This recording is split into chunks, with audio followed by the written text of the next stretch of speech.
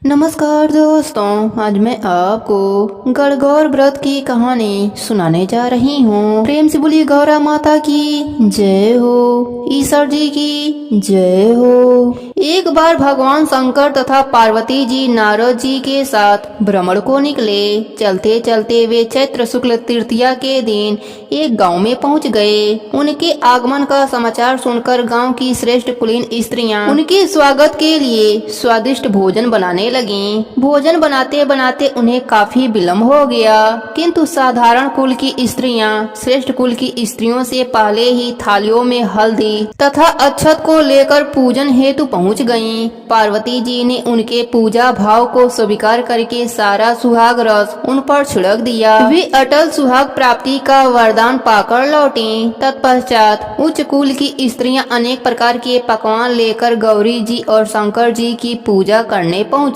उन्हें देखकर भगवान शंकर ने पार्वती जी से कहा, तुमने सारा सुहाग रस तो साधारण कुल की स्त्रियों को ही दे दिया, अब इन्हें क्या दोगी? पार्वती जी ने उत्तर दिया, प्राणनाथ, आप इसकी चिंता मत कीजिए। उन स्त्रियों को मैंने केवल ऊपरी पदार्थों से बना रस दिया है, परंतु मैं इन उच्च कुल की स्त्रियों को अपनी उंगली चीरकर अपने रक्त सुहाग रस दूंगी। यह सुहाग रस जिसके भाग्य में पड़ेगा वह तन मन से मुझ जैसी सौभाग्यशाली हो जाएंगी। जब स्त्रियों ने पूजन समाप्त कर दिया, तब पार्वती जी ने अपनी उंगली चीरकर उन पर छिड़क दिया। जिस पर जैसा छींटा पड़ा उसने वैसा ही सुहाग पा लिया।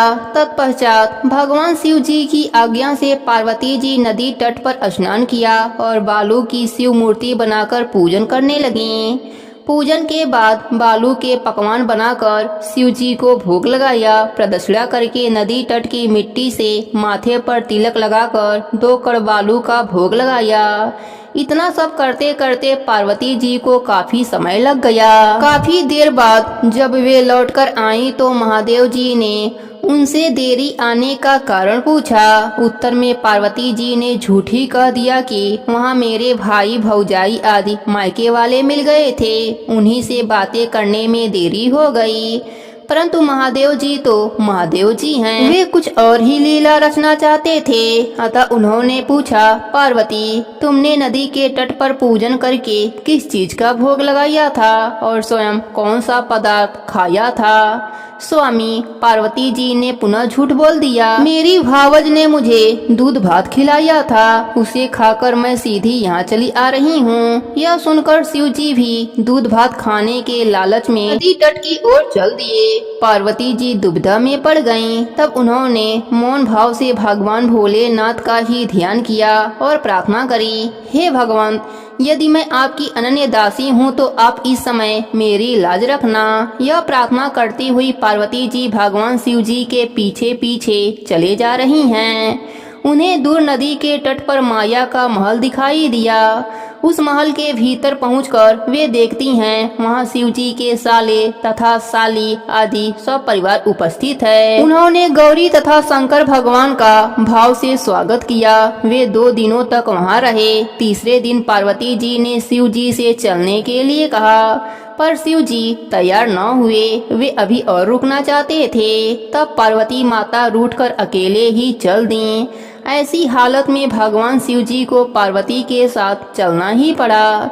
नारद जी भी साथ साथ चल दिए। चलते चलते वे बहुत दूर निकल आए। उस समय भगवान सूर्य अपने धाम को पधार रहे थे। अचानक भगवान शंकर पार्वती जी से बोले, मैं तुम्हारे मायके में अपनी माला भूल आया हूँ। ठीक है, मैं लेकर आती हूँ, पार्वती जी ने कहा और वे जाने को तत्पर हो गईं। परंतु भगवान शिव ने उन्हें जाने की आज्ञा न दी और इस कार्य के लिए ब्रह्मा पुत्र नारद जी को भेज दिया।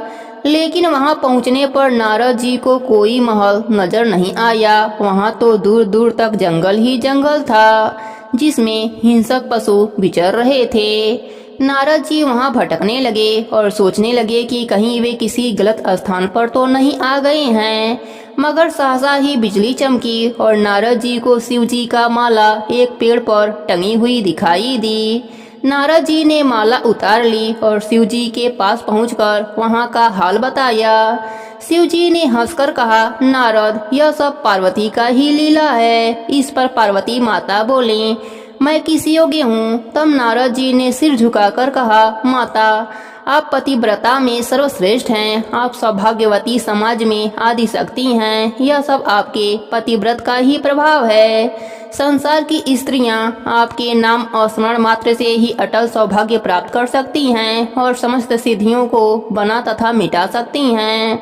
तब आपके लिए यह काम कौन सी बड़ी बात है। नारद जी ने आगे कहा कि महामाये, गोपनीय पूजन अधिक शक्तिशाली तथा सामर्थ होता है। आपकी भावना तथा चमत्कारपूर्ण शक्ति को देखकर मुझे बहुत प्रशंसा हुई है। मैं आशीर्वाद रूप में कहता हूँ कि जो स्त्रियाँ इसी तरह गुप्त रूप से पति का पूजन करके मंगल कामना करेंगी, उन्हें महादेव जी की कृपा से दीर्घायु वाले पति का संग मिलेगा। इसलिए गणगौर पर माता पार्वती और भगवान शिव जी का पूजन किया जाता है। हे भोलेनाथ, हे पार्वती माता, अपने सभी भक्तों पर अपनी कृपा बनाए रखना।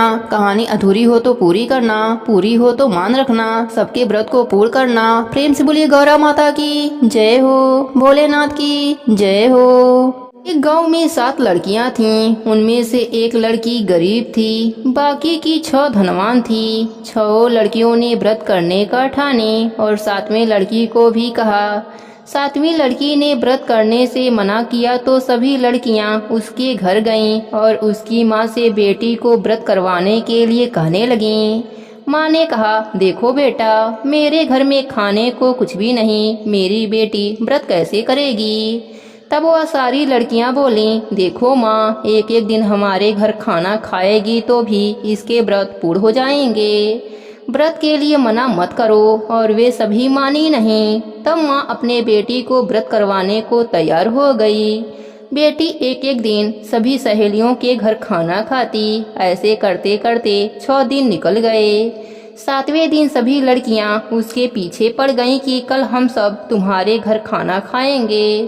तुम 6 दिनों तक हमारे वहाँ खाई हो, अब हम 6 तेरे घर खाएंगे। लड़की बोली, मैंने तो तुम्हें पहले ही मना किया था, पर लड़कियां नहीं मानी। तब वह लड़की अपने घर आकर अपने माँ से बोली, माँ, कल सब लड़कियां अपने घर जिमने के लिए आएंगी। तब माँ ने कहा, बेटी, मैंने तुम्हें पहले ही मना किया था कि तुम उन लड़कियों की बात को मत सुन। अपने घर तो खाने को कुछ भी नहीं। माँ को बहुत गुस्सा आया। वह अपने लड़की को मारने लगी। लड़की रोती हुई जंगल में जाकर सो गई। उधर से ईश्वर जी और पार्वती माता निकली। पार्वती जी ईश्वर जी से बोली, देखिए प्रभु, कोई अपने शरण में आकर बैठी है। ईश्वर जी ने कहा, दुनिया में बहुत लोग हैं, किन किन को देखूं। पार्वती माता बोली, नहीं ईश्वर जी, इसको तो आपको देखना ही पड़ेगा। इसको नहीं पूछोगे तो दुनिया में अपने को कौन पूछेगा। ईश्वर जी और पार्वती माता उस लड़की के पास आए। पार्वती माता ने पूछा, ब्राह्मण की बेटी सो रही है या जाग रही है, किस चिंता में पड़ी है। लड़की बोली, मेरे घर में खाने को कुछ भी नहीं। मैंने गौरा के व्रत किए 6 दिन, 6 लड़कियों के घर गई। अब 6 लड़कियां मेरे घर जिमने आएंगी। मैं उनको क्या जिमाऊं, इस चिंता में मैं पड़ी हूँ। ईश्वर जी पार्वती जी को उस पर दया आ गई। उन्होंने कहा, जा, यहाँ के कंकड़ पत्थर को इकट्ठे कर लो, घर में चारों कोनों में रख देना और थोड़े पालने में डाल देना। लड़की से जितना उठा उतना उठा लिया और घर लेकर चली। पार्वती जी ने उसके टोकरी को हाथ लगा दिया। उसने घर आकर जैसे माता ने कहा था वैसा ही रख दिया। अब सो गई। सवेरे माँ बेटी से पूछने लगी, लड़कियों को क्या जिमाओगी। बेटी बोली, माँ, कमरा खोलकर देख लो। माँ ने कमरा खोला तो चकित रह गई। वहाँ हीरे मोती जगमगा रहे थे और पालने में कमर खेल रहा था। माँ ने कहा, बेटी, यह सब कहाँ से लाई। बेटी बोली, माँ, ईश्वर जी और पार्वती माता ने मुझ पर कृपा करी है। भगवान मुझ पर प्रसन्न हुए हैं। माँ उनमें से एक हीरा बाजार में लेकर गई, उसे बेचा और सारा सामान लाई, रसोई बनाई। सारी लड़कियाँ जीमने आई और देखा उस लड़की के घर में बहुत ठाट बाट हो गया है।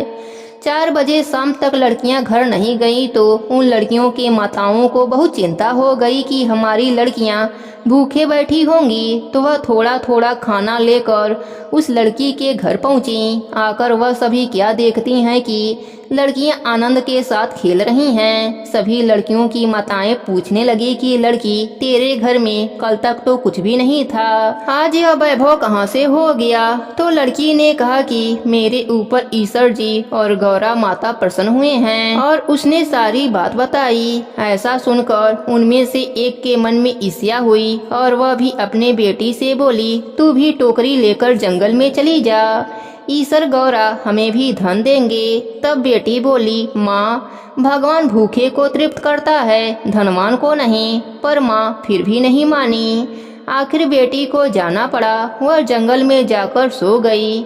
ईश्वर जी उसके सपने में आए और बोले, बेटी तू सो रही है या जाग रही है? बेटी बोली, चिंता में पड़ी हूँ। मैंने लड़कियों को जिमाने के लिए बुलाया था पर मेरे घर में कुछ भी नहीं है। तब ईश्वर जी ने कहा, सुबह उठकर बगीचे में से पत्ते ले जाना। वह उठकर बगीचे से ढेर सारा पत्ता ले जाकर माँ को देती है और बोलती है, माँ, लड़की जिमने आएंगी तो इसको उबाल कर दे देना। और फिर लड़कियों को अपने घर जिमने के लिए बुलाकर लाई। लड़कियाँ कहने लगीं, तुमने एक बार जिमा दिया, अब क्यों बुलाती हो? वह मानी नहीं। वह सबको कह आई। माँ ने पत्तों को उबाला। बेटी ने बर्तन खोला। वह डर गई। उसमें सांप बिच्छू भरे पड़े हैं। वह घबराकर ब्राह्मण की लड़की के पास गई और बोली, तुम्हारे घर में धन हो गया और मेरे घर में यह सांप बिच्छू कैसे हो गए? तब उसकी माँ बोली, भगवान भूखे को देता है। तब लड़की माँ जी के पैर पकड़ ली।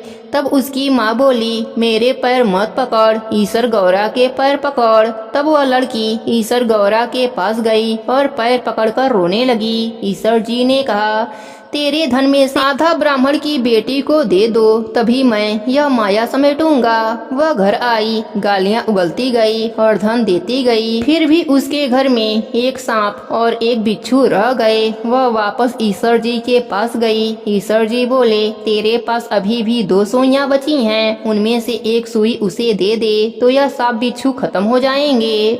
उसने ऐसा ही किया तो सभी जगह शांति हो गई। हे ईश्वर जी, हे गौरा माता, जैसे आपने ब्राह्मण की बेटी पर प्रसन्न हुई वैसे ही अपने सभी भक्तों पर प्रसन्न होना। सबके घर में अन्य धन का भंडार भरना। कहानी अधूरी हो तो पूरी करना, पूरी हो तो मान रखना। सबके व्रत को पूर्ण करना। प्रेम से बोलिए गौरा माता की जय हो, ईश्वर जी की जय हो। एक समय की बात है, एक गांव में एक साहूकार रहता था। उसके 4 पुत्र और 1 पुत्री थी। साहूकार के बेटे बड़े थे, इस कारण उनकी शादी हो गई। घर में 4 बहुएं आ गईं। चारों बहुएं कोई भी व्रत करती तो कथाएं सुनती थीं।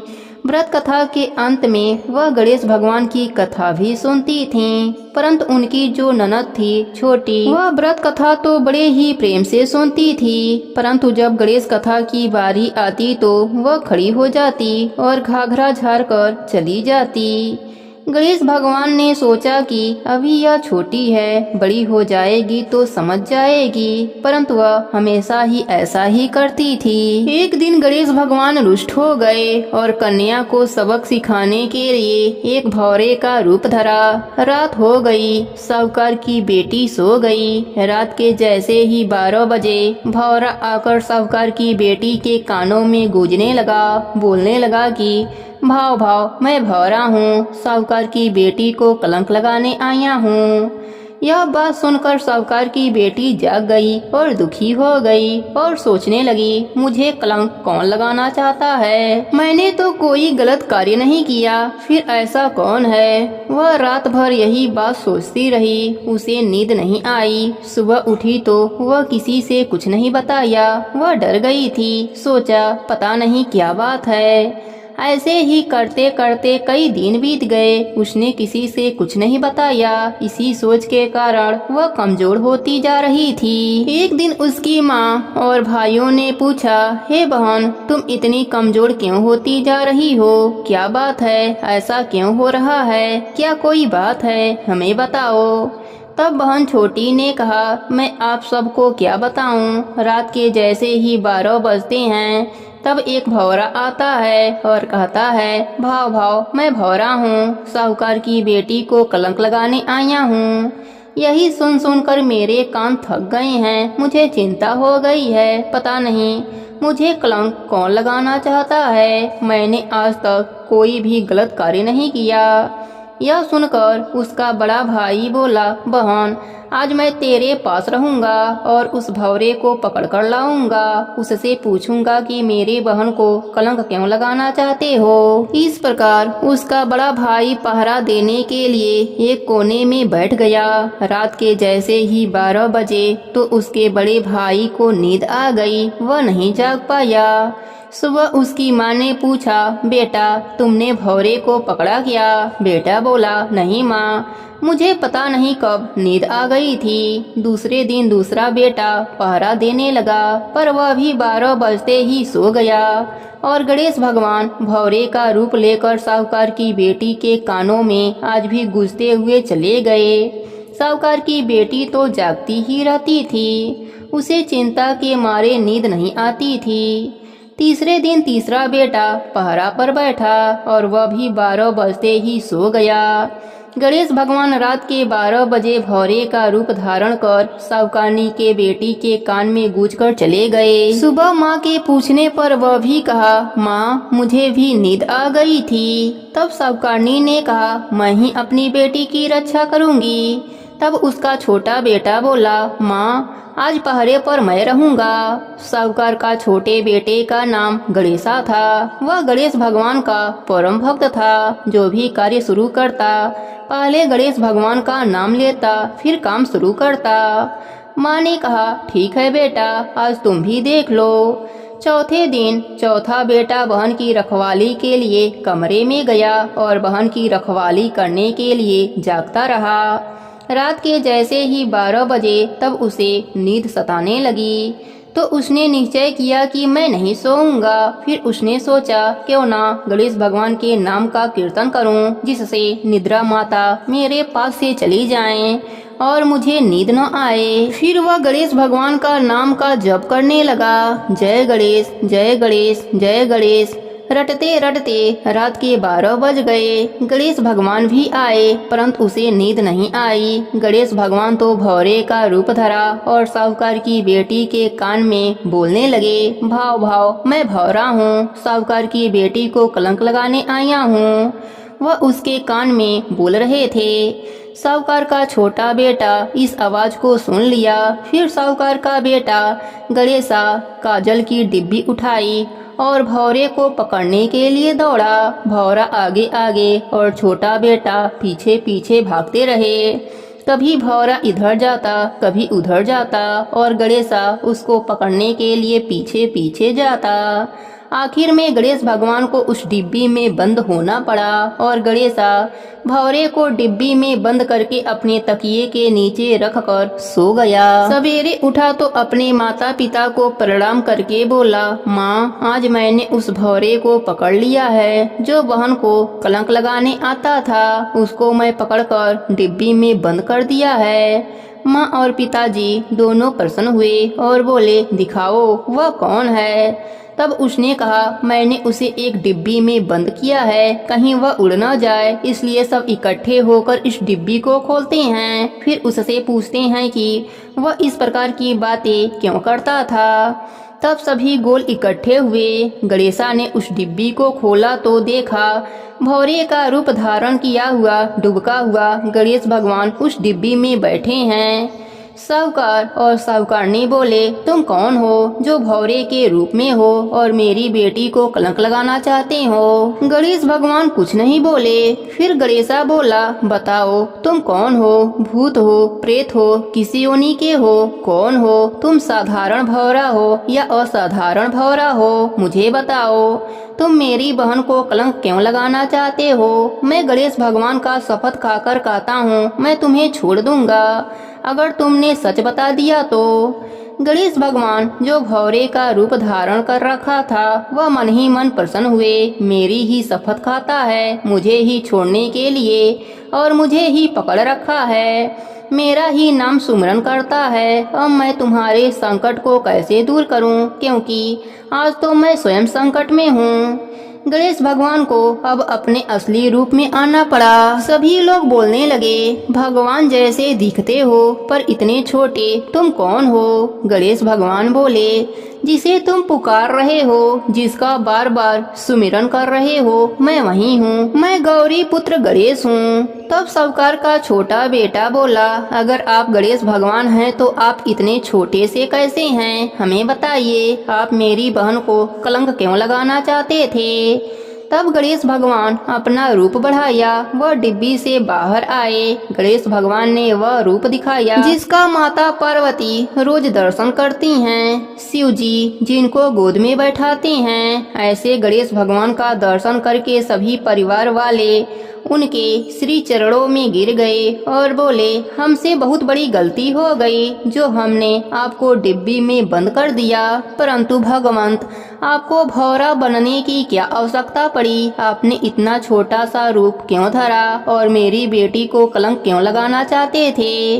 गणेश भगवान बोले, मैं तुम्हारी बेटी पर अप्रसन्न हूँ क्योंकि उसने मेरी कथाएं नहीं सुनी। तुम्हारी सभी बहुओं ने मिलकर कथा कहानी कहती और सुनती हैं, और जब भी मेरी कथा की बारी आती है तो तेरी बेटी घाघरा झाड़कर खड़ी हो जाती है और वहाँ से चली जाती है। मेरी कथा इसने कभी भी बैठकर ध्यान लगाकर नहीं सुनी, इसलिए मैं इससे अप्रसन्न हूँ, उससे नाराज हूँ। इसलिए मैं उससे अप्रसन्न हूँ, उससे नाराज हूँ। इसलिए उसे यह बताने के लिए उसके पास आकर उसको कलंक लगाने की बात करता था। मैं किसी को कलंक नहीं लगाता, परंतु मैं उसे यह एहसास कराना चाहता हूँ कि वह मेरी पूजा से विमुख हुई है। तब सभी परिवार वाले और उसकी बहन गणेश भगवान के चरणों में गिर गए और बोले, आज से हम आपकी कथाएं अवश्य सुनेंगे। सभी व्रत के कथा के अंत में आपकी कथा अवश्य सुनेंगे। गणेश भगवान प्रसन्न हो गए और बोले,